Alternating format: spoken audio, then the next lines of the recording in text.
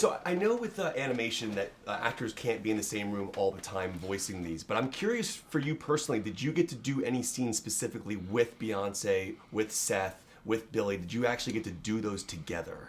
Me and Beyonce didn't get to do a ton together because I was on solo and she was working on like Coachella and like, I mean, she's very busy, so like, we didn't get to do it as much. Everybody else, yes. And Chiwetel was in London also. You were in the same room with him in London, and here, and here, and I was in the same room with Seth and Billy as well. But we built. It wasn't like this where sometimes when we did little pickups it was, but the first time we recorded, it was like a stage with microphones with them. It was like a theater rehearsal. I want to see video of this. Oh yeah, we have. We have. Release that. I would love to put that into this piece. That'd be so cool. And it's not them crawling around acting like lions either. It's them I did it, but just because it was fun. I mean, I saw you on Kimmel. I mean, I saw you in the suit. Yeah. That's what I wore. Now, when you do Can You Feel the Love Tonight, though?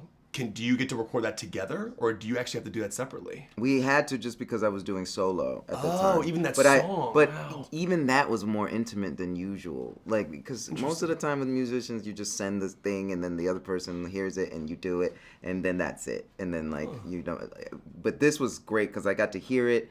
I did my version, and I got to hear hers again. I did it again. She did it, like, back and forth, just like, okay, we're getting closer and closer to, like, what the feeling is, and, like...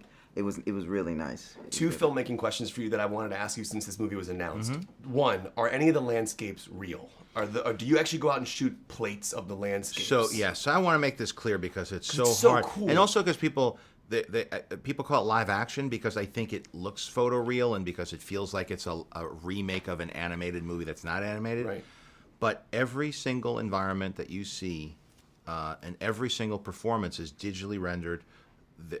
We have reference photography that we took to create it, but it's artists creating every blade of grass, every rock, every tree, every animal. Puddles, the breathing blew my mind. The stomachs. And we had a lot of R&D to do things that it's not that exciting to talk about, but it leads to something that to me it hits next level, which is like water sims, fur sims, wind, particles, the way the grass moves, all of that. There is one shot, however, that is a real photographed environment. Which one? I don't want to say. I want people to see if they can figure it out. Okay. But we stuck one in there just to see if we could slide it through.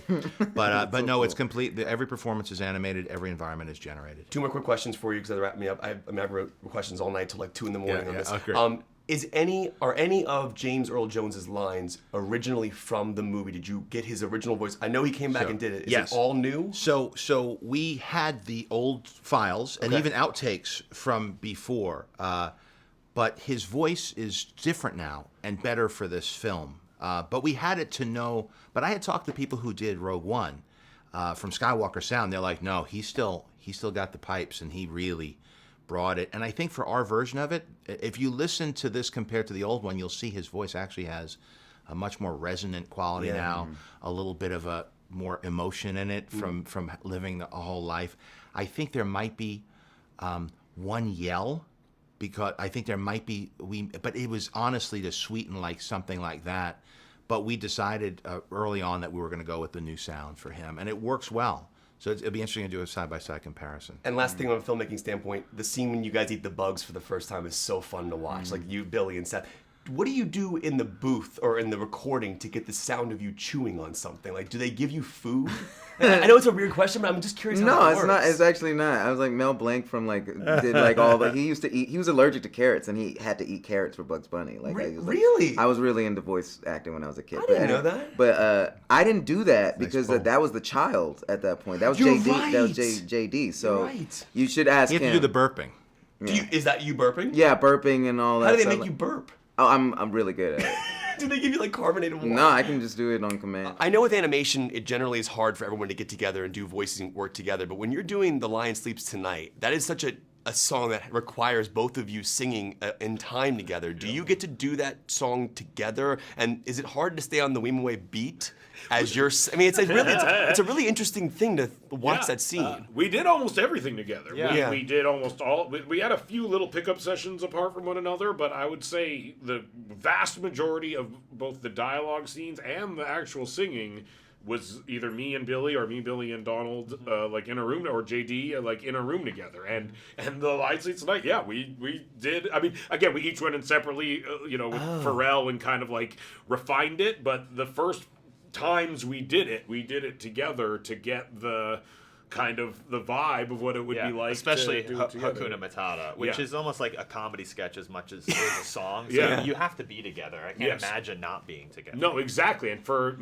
like all those little interjections and stuff, like to actually be happening as we're singing it, like is so helpful. And I think it feels like we're together.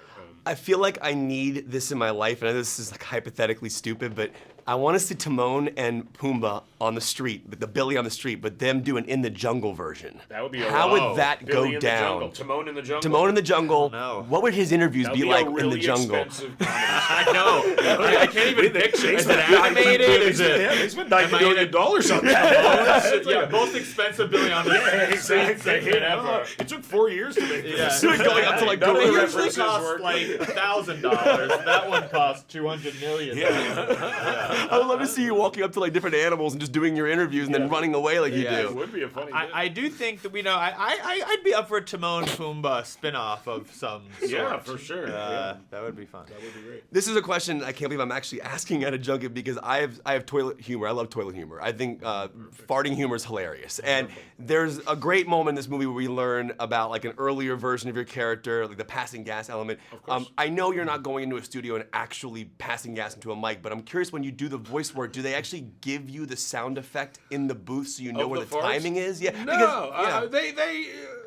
We're good enough actors. We know. Yeah, We can imagine what the fart. But the time of it, I've heard Yeah. farts. Yeah, no, they can retroactively place the fart. It's amazing what the technology. Yeah, it's can amazing. do. They spared no expense on this Yeah. film. Truly is a new updated version where they can drop the fart in at any moment that they choose to compliment my performance. when you guys are eating things in the film, there's a sequence when you guys eat these bugs. Yeah. And in the booth, do they give you something? Do you have to chew on something to get the voice as if you're like... Cause I think we were eating like carrots or we were. celery I or don't like remember that. cucumber. I do. I have a vague memory of shoving like Food in baby your- carrots in my mouth. I remember as we like were- the challenge with that scene was figuring out like funny things to say about what we were eating that were Yeah. within the confines of family entertainment. Like what? You know, when we're like commenting on eating They're the bugs nutty, and taste all like of that. chicken. Yeah. You know, because we normally would probably go in an edgier direction, but you obviously can't. I need you the know. R-rated scene of that. What would that sound like? That would be Yeah. amazing to watch that. Maybe one day you'll see that footage. Bob Iger, please let this happen. Yeah, I the want next to... incarnation of Lion King Yeah, will be exactly. R-rated. Guys, Yeah. seriously, thank you so much. Thank you and thank you for very what you much. did in this movie. It Thank was you. truly wonderful. I want to tell you something because going into this, Jeremy Irons is obviously an iconic character playing Scar. Your voice is incredible. It sounds nothing like you at all. And I'm curious how you found that voice because that was truly amazing to hear you actually do it, and it completely made me immersed in this story. How did you find your Scar? Yeah, that's a good question. I don't know exactly how it all happens. You know what I mean? I don't, because it's not in the mirror with a hairbrush kind of thing. You don't. So I just was looking at the psychology of Scar and trying to figure out how he thinks and the way he thinks and why and. His obsession with power and status and why that's gone to such a point that he's so unhinged and willing to make all of these kind of decisions and trying to get that sort of background, and then you just see what comes out. But did you have different variations of the voice? Was this the voice that we hear in the movie? Was that the one that you always had? Did you come up with different versions of it? I did not come up with any other versions. Wow. No, it's just I guess you just put it into the computer and then you see what comes out of the computer. It's got to do what it's got to do, and so in the end, that's what happened. And that's what came out. And voice acting is obviously amazing. And one of the cool things about voice performance is not everybody can be together at all times. Like, I know schedules are crazy. We were just talking about your schedule, which is amazing. For the scenes you do get to do together, and then a scene you don't get to do together, how do you make it all seem like one fluid thing? Like, is there a way that you operate in an individualized environment without your other actors that you do within the actors? I never got to work with any other actors in my part. I think some of the people that had songs together, especially, they would spend time together. But no, I did all my work just with Jon. Wow. And what are you getting? Is he and giving you voices? No, and all the other voiceover that I've done, I've always done alone. It's like recording music. You lay down a clear track.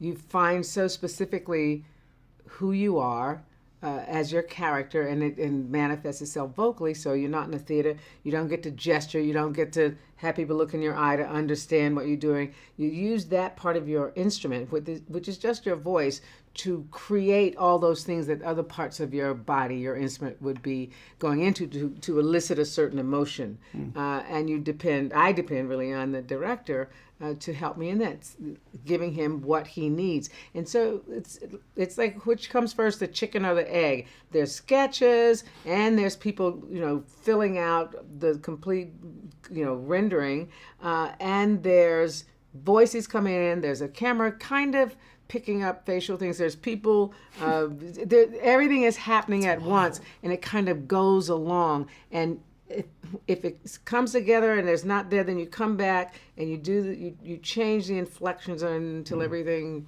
Sits. It's magic. Yeah. And Chiwetel, this is your Scar. This is your version of Scar. Yeah. Do you build in a backstory as to why he has that scar over his eye? Do you go back and go, okay, where did that come from? I mean, obviously we assume it's some kind of fight he had, but what is in your mind? Where did that come from?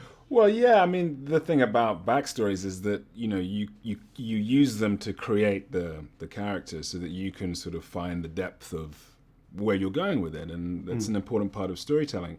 But then relating your backstory, and then making it slightly more official, the backstory, is probably not a good idea. Do you actually build out that moment?